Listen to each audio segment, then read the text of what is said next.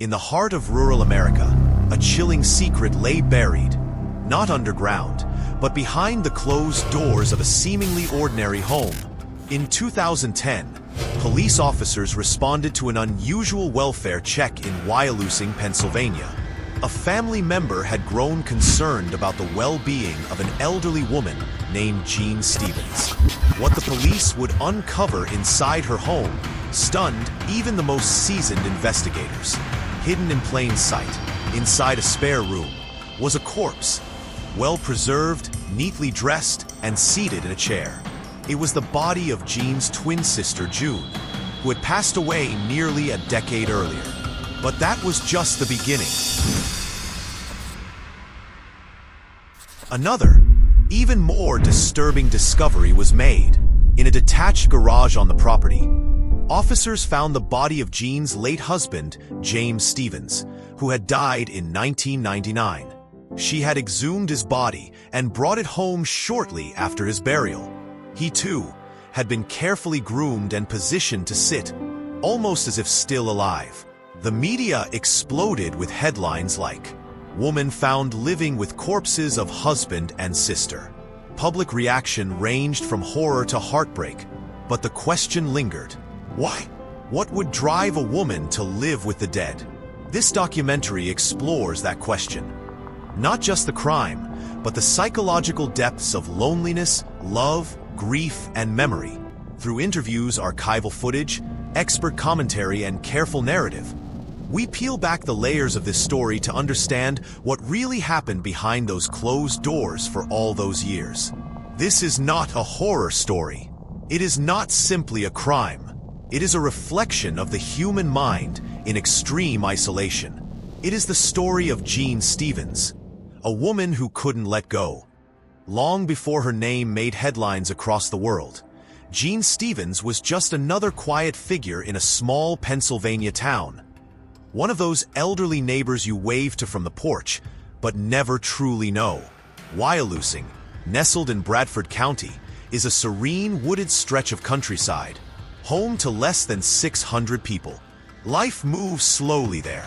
People keep to themselves. And for Jean, that sense of solitude ran deeper than most could imagine. Born in the 1920s, Jean was part of a generation that endured the Great Depression, World War II, and the cultural transformations of the 20th century. She had a twin sister named June, and the two shared an inseparable bond from the very beginning. Twins often describe their relationship as closer than friendship, closer even than family.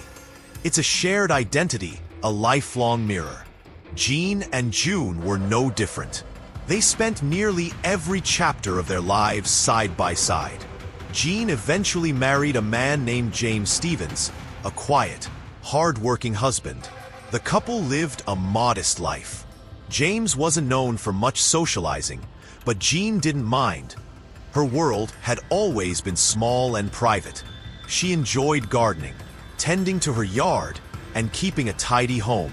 The Stevens household was stable and ordinary on the outside, but behind the scenes, Jean was never comfortable with the idea of loss. She feared funerals, hated cemeteries, and struggled emotionally with the thought of separation. Her aversion to death wasn't theatrical. It was deep and disturbing. When her parents died, friends recalled that she grieved longer than expected.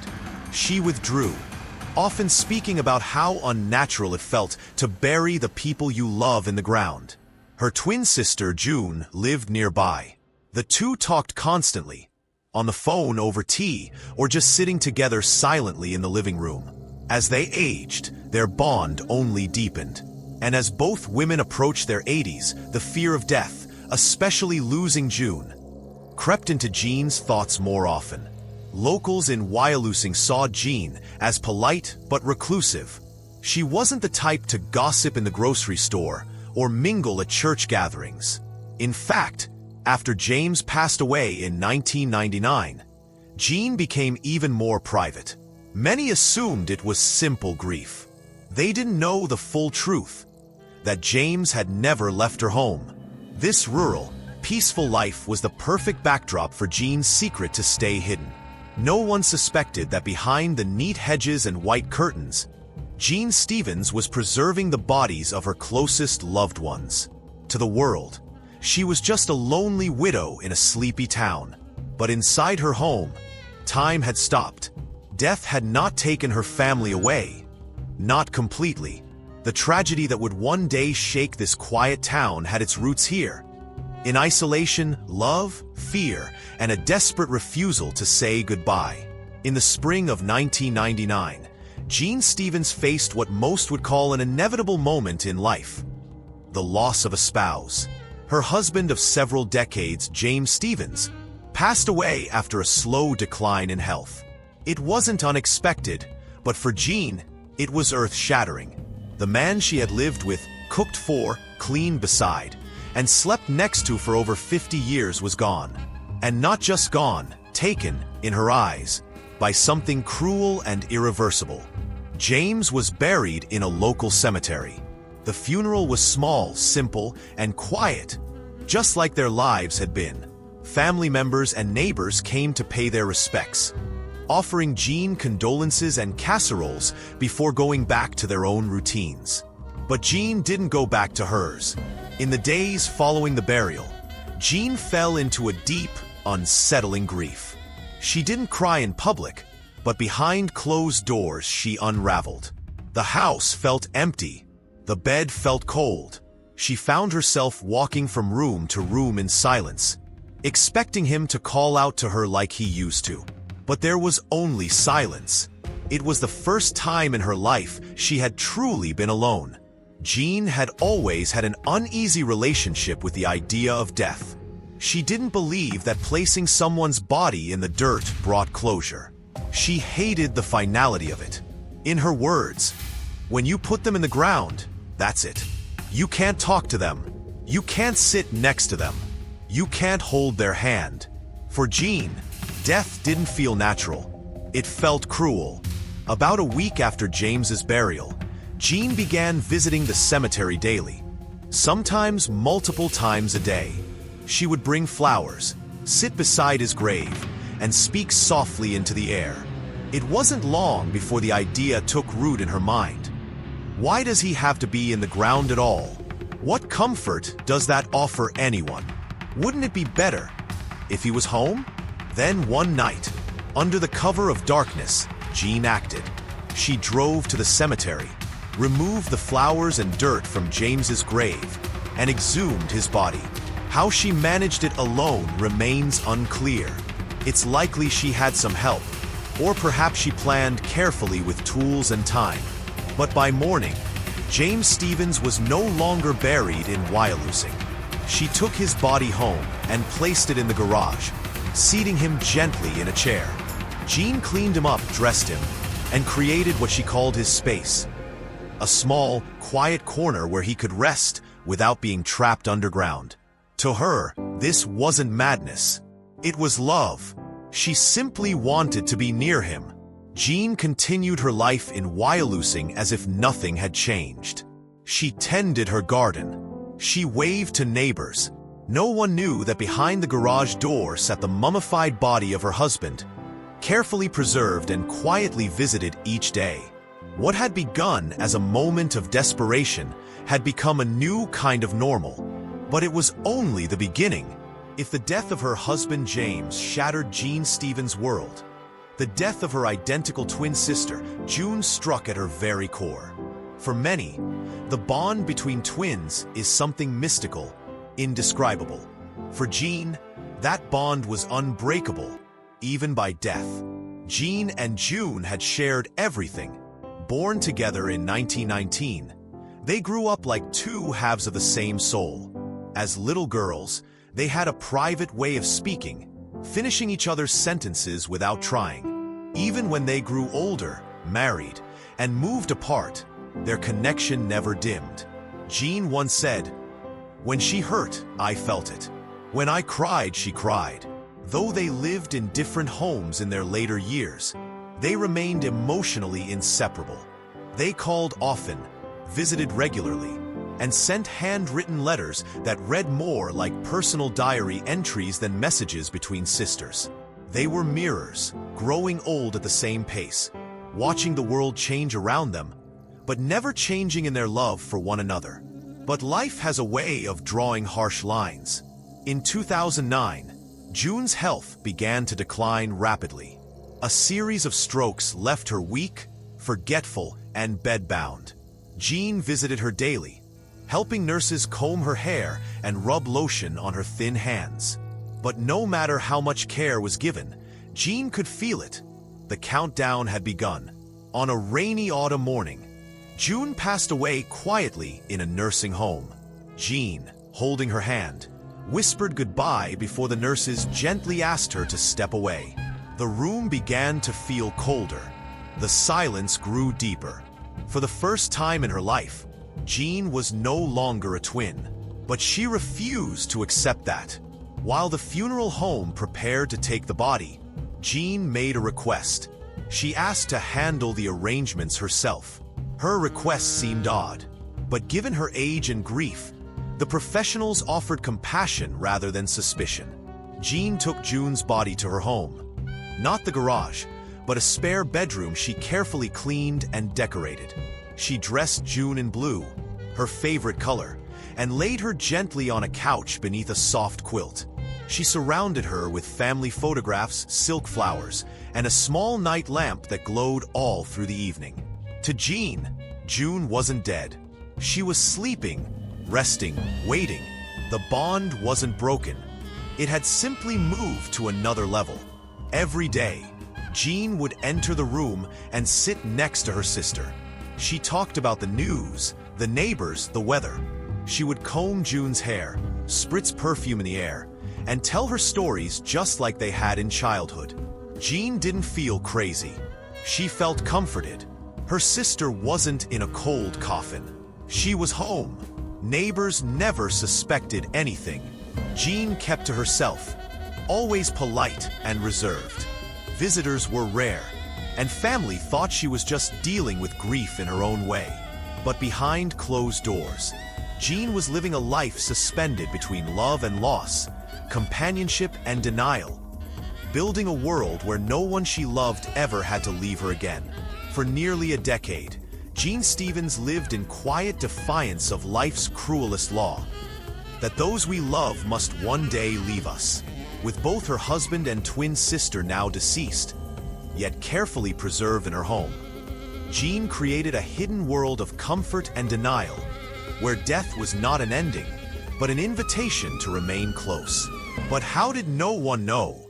How could a woman keep not one, but two corpses inside her home for so long without drawing attention? The answer lies in Jean's lifestyle and personality. She was, by all accounts, a deeply private, soft-spoken woman. Her neighbors in Wyalusing, Pennsylvania, a small rural town, knew her as kind but reserved. She lived alone in her modest home, tending to her yard and rarely inviting people in. People attributed her solitude to age, grief, and the natural withdrawal that often accompanies old age. Jean had no active social media, no nosy children checking in every day, and only a few surviving relatives, most of whom lived out of state. She made phone calls to extended family, but never mentioned the most important detail of her life: that her loved ones were still with her, just not breathing. The bodies were hidden in plain sight, yet out of reach from suspicion. Her husband James was in the detached garage, resting in a recliner chair Jean had lovingly arranged for him. She surrounded him with familiar objects, old photo albums, a worn quilt, his favorite book.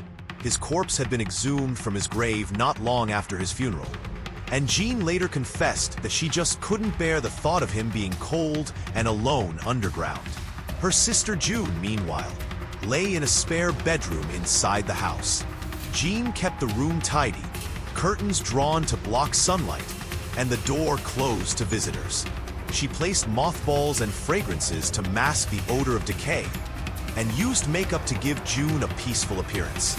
Jean even kept a small electric heater running in the room, insisting, "She was always cold, even when we were kids." There were close calls, of course. A distant relative who visited once commented on the strange scent in the house, But Jean brushed it off as mildew. Delivery workers dropped off groceries at the door, never stepping inside. Church friends called occasionally, but were met with polite refusals when they asked to visit. It wasn't until a relative grew increasingly suspicious about Jean's mental state and well-being that the authorities were alerted. A welfare check was requested. On July 6, 2010, police arrived. What they discovered was unlike anything they had ever seen. Two preserved human bodies, lovingly arranged as though they had never died. Jean was cooperative, calm, and shockingly lucid. She didn't hide the truth. In fact, she spoke as though what she had done was the most natural thing in the world. "I didn't want to be alone," she said simply. And for nearly 10 years, she hadn't been. On a warm July afternoon in 2010, police officers in Bradford County, Pennsylvania, knocked on the door of Jean Stevens' home for what was supposed to be a routine welfare check. A concerned family member had grown uneasy after multiple phone calls with Jean suggested something wasn't right. Jean seemed unusually calm, but evasive. She often mentioned her sister June as if she were still alive, and yet everyone knew June had passed away years earlier. When the officers entered the modest single-story house, they immediately noticed something was off. The air was thick and musty, perfumed with a clashing sense of strong floral air fresheners and chemicals. The windows were mostly shut. Jean welcomed them with surprising gentleness, offering tea as though it were just another visit from a friend. But then, one of the officers noticed a locked room, a guest bedroom. Jean hesitated when asked to open it. "She's sleeping," she said softly, her eyes fluttering. The officers gently insisted, and Jean eventually gave in, slowly unlocking the door with trembling hands. Inside, time stood still.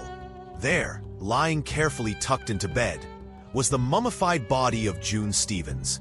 She wore a pale blue nightgown, her face powdered with light makeup, a soft blanket folded neatly at her waist. A hairbrush sat on the nightstand, as if it had just been used. A faded Bible lay beside her pillow. The silence in that room was deafening.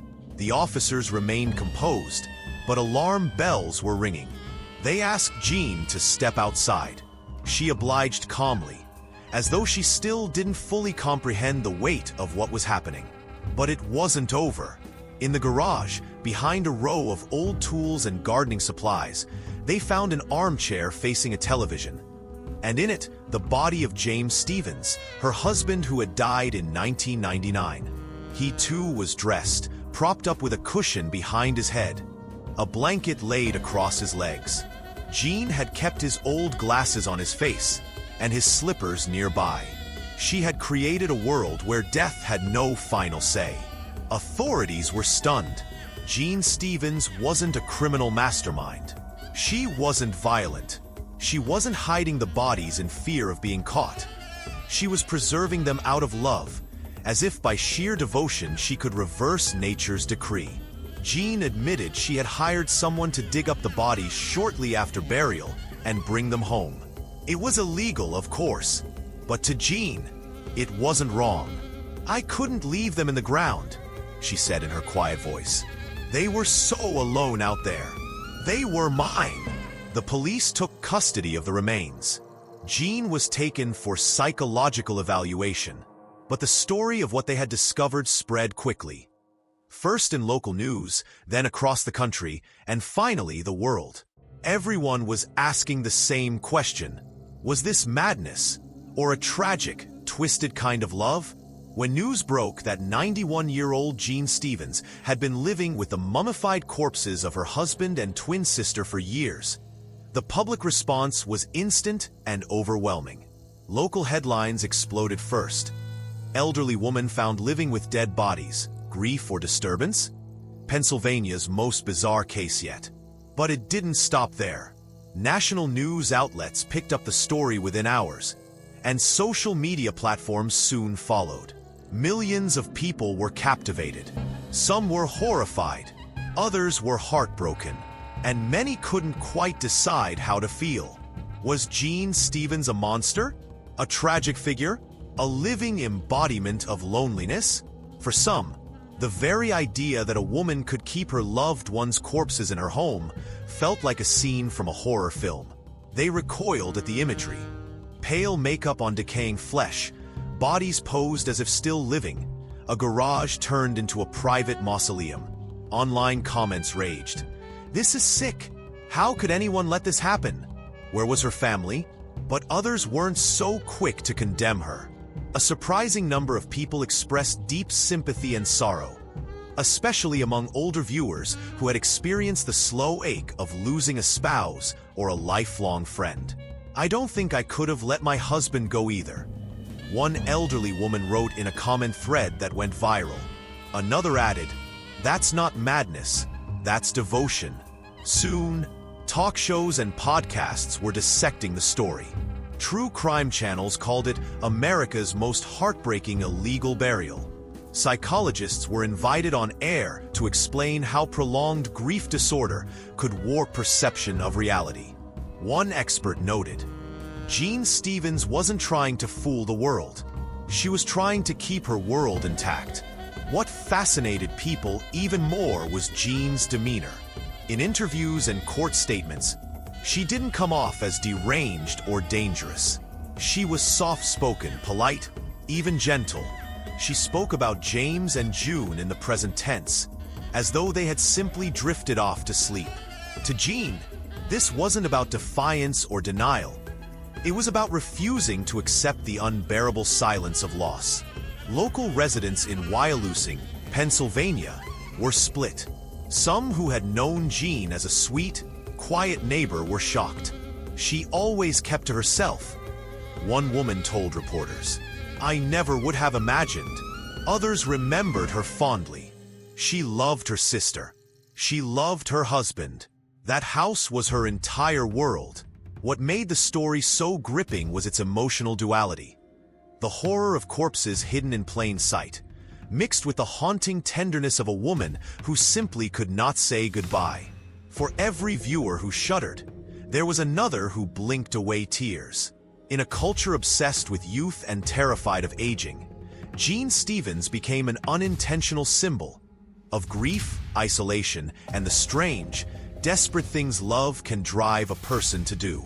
People didn't just want to hear the story, they wanted to understand her. And millions kept watching. When authorities uncovered Jean Stevens' unsettling secret, the first question they faced wasn't just how she had done it, but what to do with her now. After all, the law had been broken. 2 dead bodies had been exhumed without permission. Corpses had been stored in a residential home for years. But as investigators looked deeper into the case, it became clear this wasn't a criminal mastermind. This was a lonely, grieving widow navigating loss in the only way she knew how.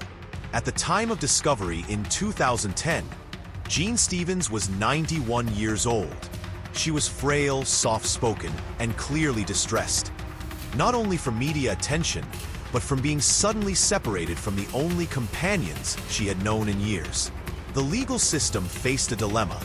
Should she be charged? And if so, with what? Desecration of a corpse? Unauthorized exhumation? But would that serve justice? Or simply punish a grieving woman who needed help more than handcuffs? The Bradford County District Attorney's Office decided to proceed with extreme caution.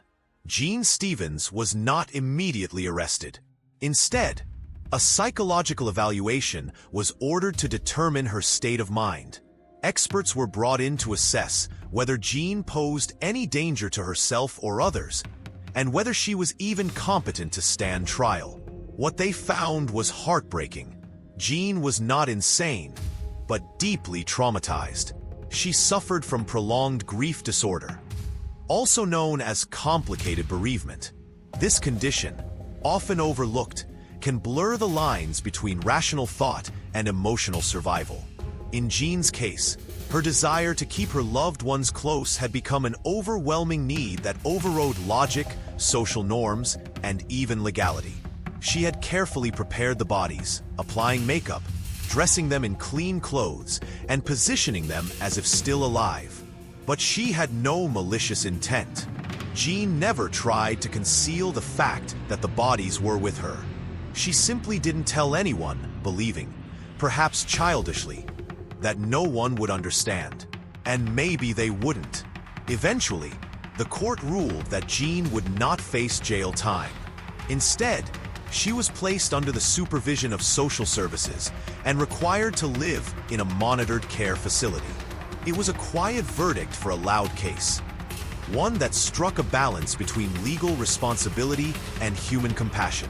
The bodies of James and June were reburied with dignity. Their resting places were monitored to prevent further tampering. And though Jean requested to visit them again, the court, out of caution, denied her any future access to the graves. Public debate flared up again. Some felt the justice system was too lenient. Others applauded the mercy shown to an elderly woman whose only crime was loving too hard and letting go too slowly. Psychologists began referencing the case in grief counseling workshops. Ethicists debated how the legal system should handle cases where law meets love and sanity brushes shoulders with sorrow. Jean Stevens, whether she wanted it or not, had become a case study. She had broken the rules, but not the way the world breaks hearts. And in her silence, the system learned to listen. The moment Jean Stevens' story hit the airwaves, the world reacted with a mix of disbelief, horror, and morbid fascination. The headlines were designed to shock. Woman found living with dead bodies. 91-year-old kept husband and sister in her house for years. Real-life psycho or a broken heart? What had once been a quiet woman's personal, painful coping mechanism suddenly became the talk of the internet. News outlets, both reputable and sensationalist, scrambled to cover the story. Social media exploded with memes, tweets, and conspiracy theories. YouTubers made dark commentary videos with eerie music and grainy filters, presenting Jean Stevens' home as if it were a horror movie set. Overnight, she went from an unknown widow in rural Pennsylvania to a viral symbol of grief gone wrong. But the media didn't just report the facts, they spun them. Some painted Jean as a delusional old woman with a decaying mind, implying she had crossed over into madness. Others sensationalized the creepiness of the case, comparing it to Norman Bates from Psycho or movies like Pet Sematary. They used the imagery of dusty basements, pale corpses propped in chairs, and whispered conversations with the dead, most of which was exaggerated or outright false. In truth, Jean Stevens had kept the bodies in clean rooms, maintained them with care, and never intended to frighten or deceive. But that detail didn't sell. The internet preferred its monsters more dramatic. Reddit threads debated whether she should be institutionalized.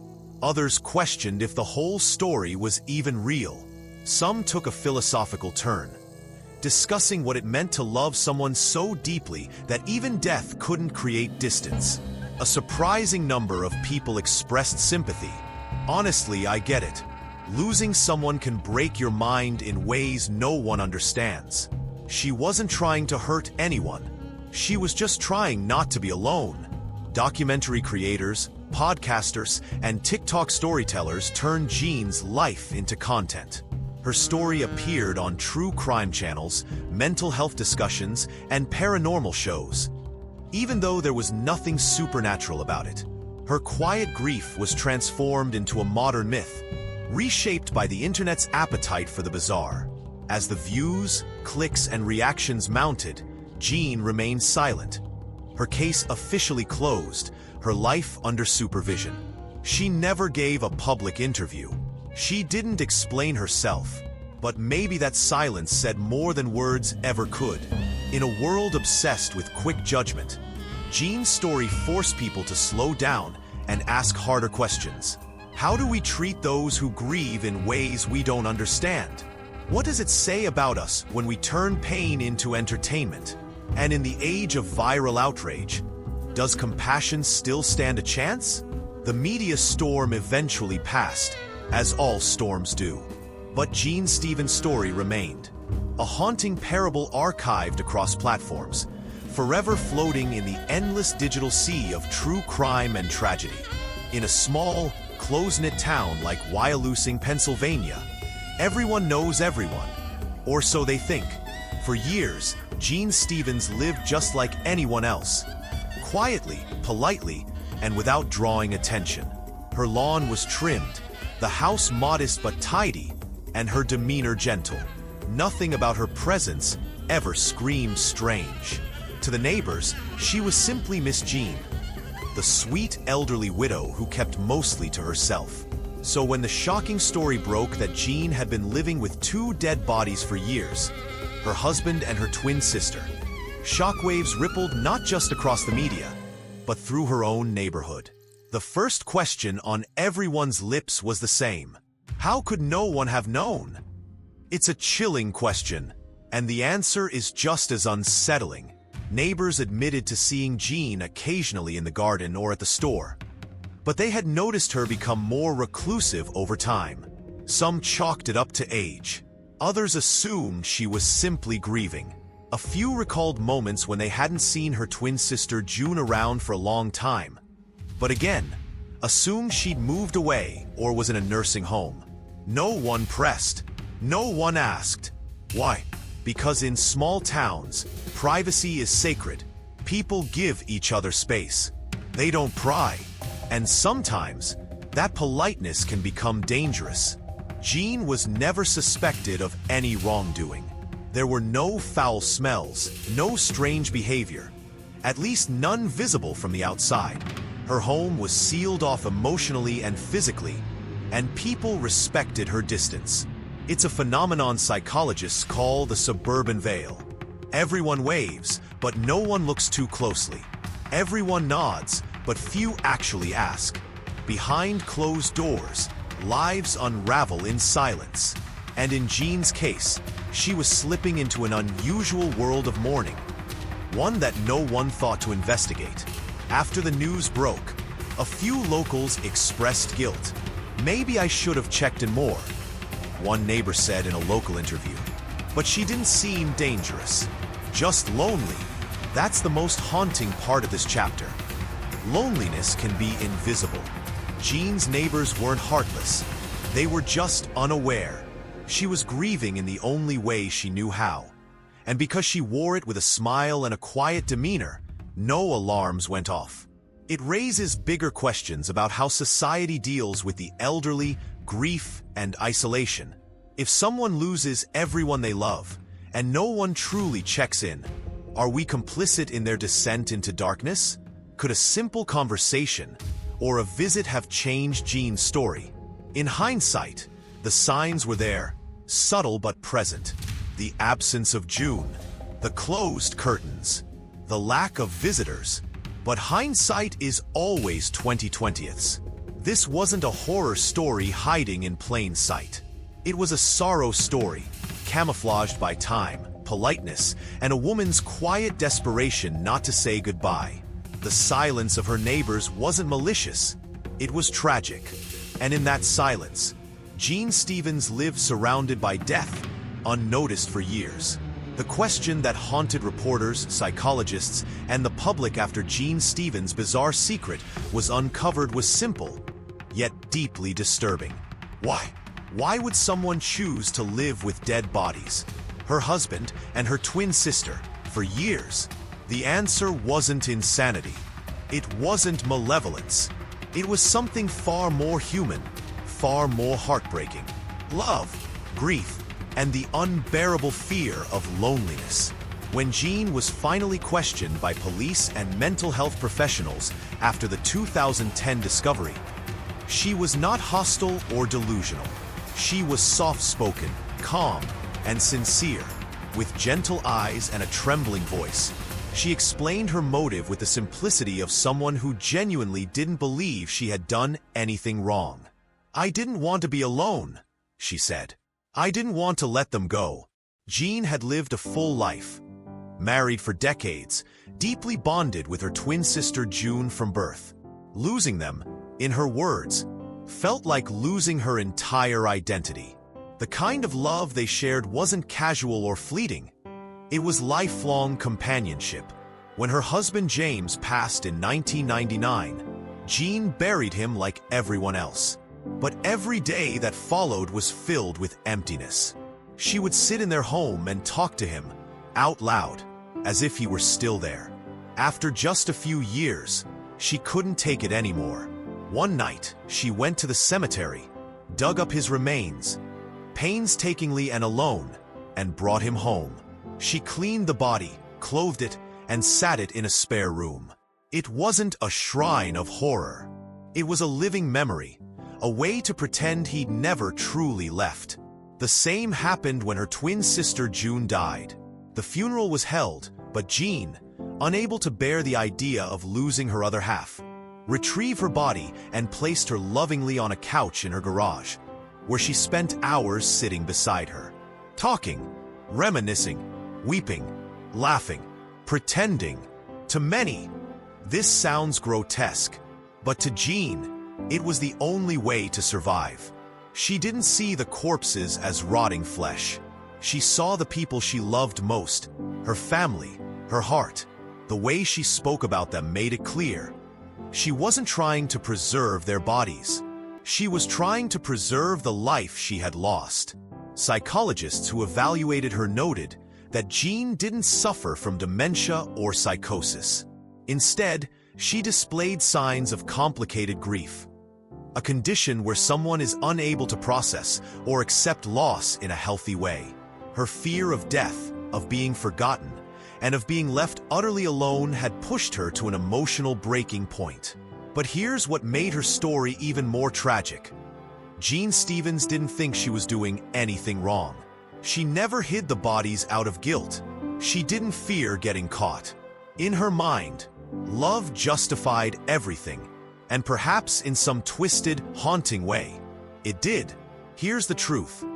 There are no federal laws against keeping a corpse in your home in the United States, at least not directly. Most regulations regarding handling of dead bodies are state-specific and often relate to public health, funeral practices, and cemetery regulations. In Pennsylvania, the situation fell into a gray legal zone. What Jean Stevens had done, exhuming and keeping her relatives' remains, violated no specific criminal statute related to murder, abuse, or concealment. Her actions didn't fit neatly into any existing law. Eventually, authorities cited her for improper disinterment, removing a body from a grave without legal permission. It was a misdemeanor offense, but instead of throwing Jean in jail, they sent her for mental health evaluation, where doctors assessed her cognitive state and psychological condition. The consensus was clear. Jean was not a threat to society, not even to herself. She wasn't dangerous. She wasn't evil. She was simply broken. Outraged citizens demanded accountability. Others defended her fiercely, claiming society had failed her long before she committed this strange act.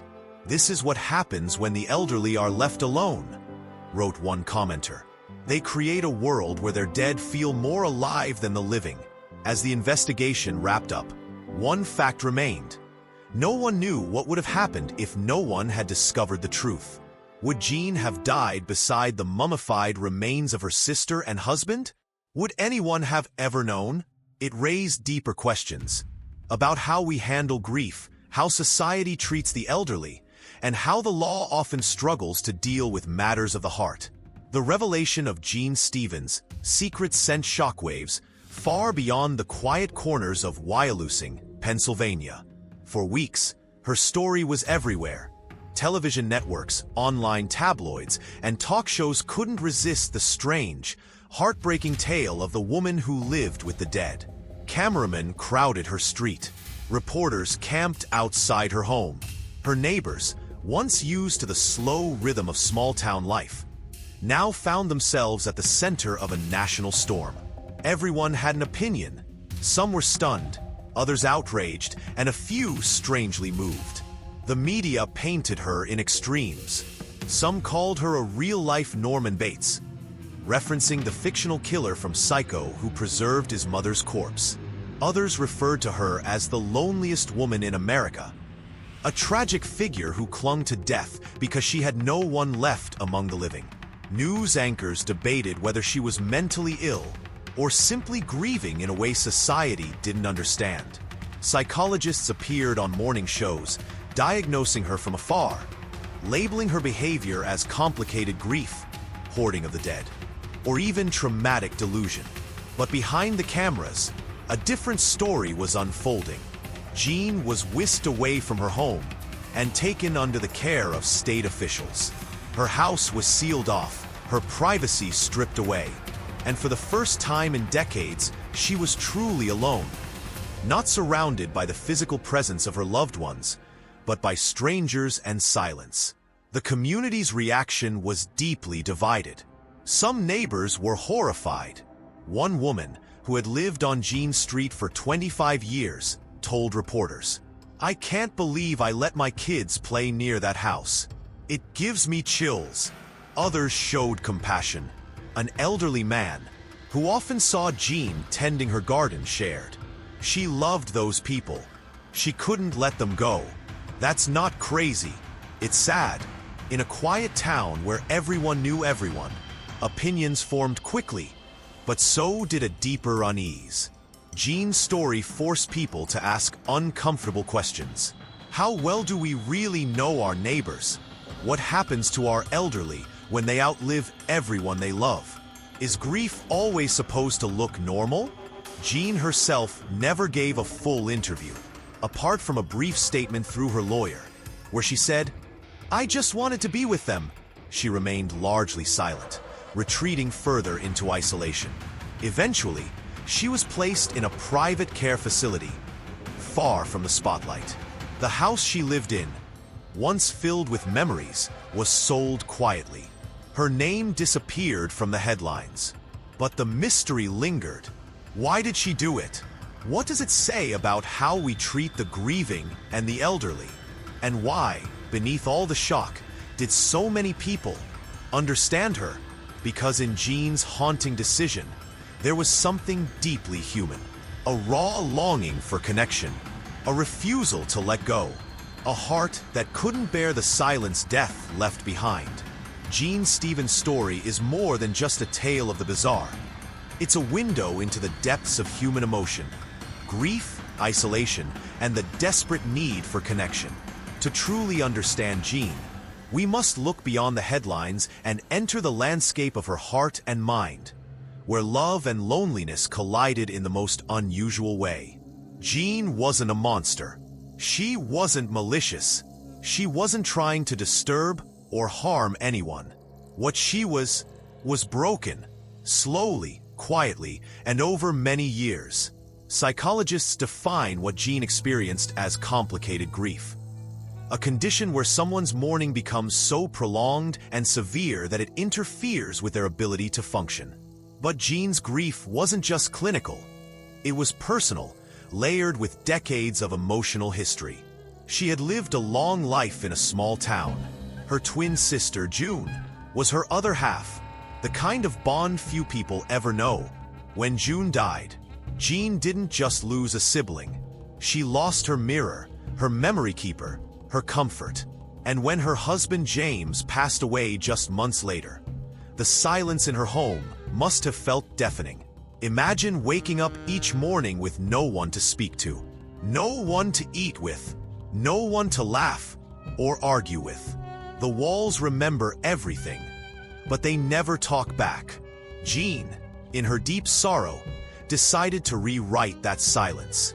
So she brought them home, not out of horror, but out of hope, not to desecrate, but to preserve. In her own words, "I wanted to be with the people I loved." And in a way, this resonates with many who have suffered loss. How many of us have kept a loved one's clothing, perfume, or voicemail messages just to feel closer to them? How many of us have dreamed of one more hug, one more conversation? Jean just took it one step further, a step most of us wouldn't dare, but one that speaks to something deeply human: the fear of being alone. Experts say that extreme loneliness can alter a person's perception of reality. The brain, desperate for comfort, may justify actions it once would never consider. For Jean, the boundary between life and death blurred, not because she didn't know what was real, but because what was real had become too painful to accept.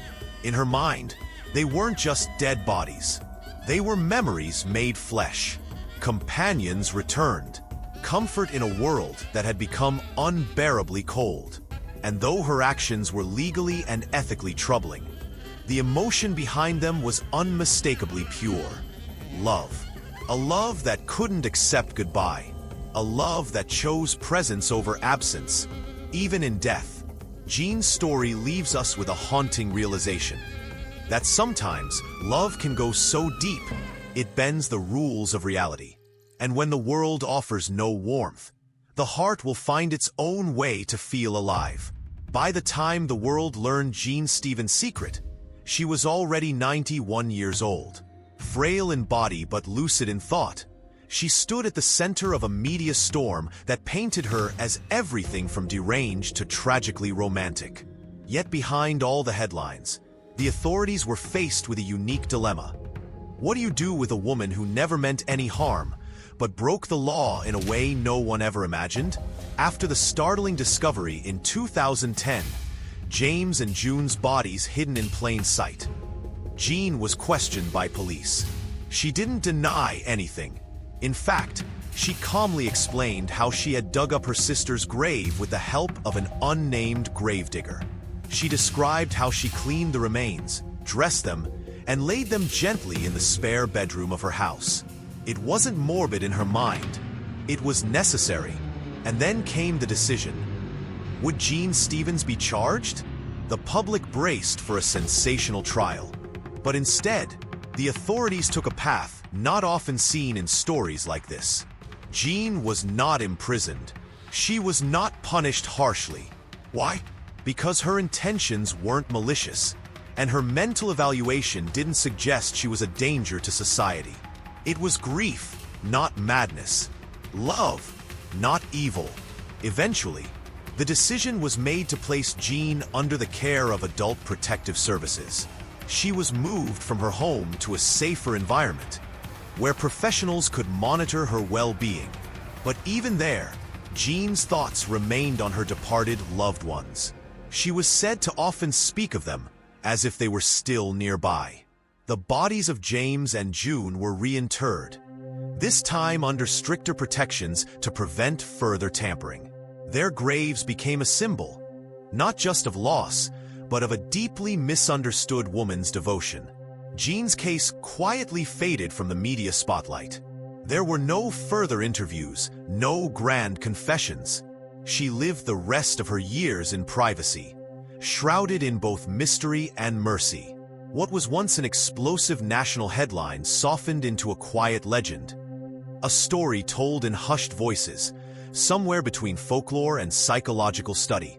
Jean passed away a few years later, never charged with a crime, but forever marked by the unusual love she showed in her final decade. To some, she was a troubled soul who needed help. To others, a poetic heart who couldn't bear the cruelty of goodbye. What remains most chilling and most human about Jean's story is this: she never tried to hide her actions. In her mind, she hadn't done anything wrong. She simply wanted to keep the ones she loved close, even if the world thought she had gone too far. And maybe that's what unsettles us the most, because somewhere deep down, we all fear the day we might be left alone. And when that day comes, who's to say what any of us might do, just to feel less lonely? Her story is not about death. It's about what death takes from us, and how far some are willing to go to pretend it hasn't. This emotional state also explains how Jean managed to normalize something that most people would find deeply disturbing. Over time, the shock wore off for her. The sight, the smell, the condition of the corpses. Those things stopped being grotesque and became familiar, routine. It's what psychologists call cognitive accommodation. When something challenges your sense of normal, the mind either rejects it or adjusts to it. And in Jean's case, adjustment won. But even the professionals admitted, Jean's story was rare. Most people, no matter how grief-stricken, don't exhume bodies. But her case reminded the world that grief is not always tidy. It doesn't always come with a timeline. Sometimes it becomes a prison, with memory as the warden and love as the unbreakable chain. In the years that followed the media storm, Jean Stevens quietly faded from the spotlight. The public moved on, but for those who followed her story closely, or found it later through late-night documentaries or true crime forums, Jean remained a haunting, unforgettable figure. Her name, once attached to headlines and heated debates, became part of an unsettling legend. The woman who lived with the dead because she couldn't let go of love. After the authorities removed the embalmed bodies of her husband and twin sister from her home, Jean was never charged with a serious crime. Her attorney argued that she had broken no laws directly. There had been no intent to desecrate or harm. In fact, the bodies had been carefully preserved and respectfully dressed. The district attorney eventually chose compassion over punishment, deciding not to pursue a criminal case. Instead, Jean was placed under supervised care. Family and social services intervened, ensuring she would live her remaining days with support and counseling. Some say she was moved to an assisted living facility. Others believe she returned to her home under strict conditions. But the public never saw her again. What remained was the mystery. Why did Jean do it, really? Was it only grief? Or had her connection to her sister and husband transcended something most people could understand? What kind of love drives a person to defy nature, time, and even the finality of death itself? In rare moments, Jean reportedly spoke to a social worker about her decision. She said, "I wasn't trying to hold on to their bodies. I was holding on to their presence, their spirit. It was all I had left." Her words echoed something both beautiful and tragic. To Jean, the boundary between the living and the dead wasn't cold or rigid. It was soft, like memory itself. She believed they were still with her. And in a way, maybe they were. Jean Stevens passed away quietly some years later. No camera crews came. No headlines followed. Just a simple obituary, and a few neighbors who still remembered the odd, lonely woman with the ivy-covered house and the deep, aching love that defied reason. But her story lives on, not because of the shock, not because of the strangeness, but because every one of us has feared the final goodbye. Clapperboard, this concludes our chilling yet emotional documentary. The Man Who Lived with a Dead Body for 10 Years, the Jean Stevens Story. Brought to you by True Crime Drop, the home of real, haunting human stories that go beyond the headlines and deep into the human soul. Brain, if this story moved you, shocked you, or made you think, thumbs up, give this video a like. Pushpin, drop a comment below. We read everyone. Bell, subscribe, and turn on notifications so you won't miss our next gripping case. Movie Camera, we tell true stories that need to be heard. Until next time, stay safe. And remember, skull truth is often stranger than fiction.